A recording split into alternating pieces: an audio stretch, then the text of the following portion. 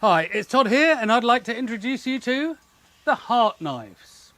So these are 14th and 15th century eating knives. You can get them either with a horn handle, a light olive wood handle, or the darker walnut handle. A blade, carbon steel blade, maker's mark, nice and sharp, good for eating small tasks. It's not a vastly tough knife, this. It's not made for that. So if you want to go chopping down brush, this is not your one.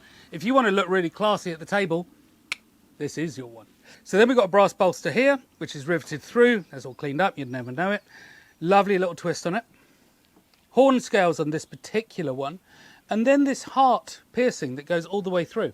Now, you could look at this from the modern point of view, and of course, you know, we all associate the heart with romance and so on. But you go back into the medieval times, and it had different meanings as well. It did have romance, but it also had sort of fidelity and a character traits. Basically, it's saying, I'm an honourable person, in essence.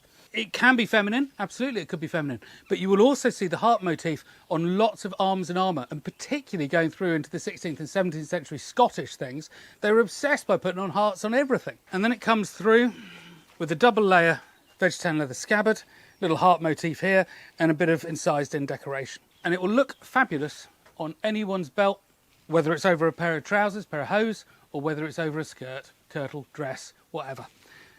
That is the 14th, 15th century knife for you.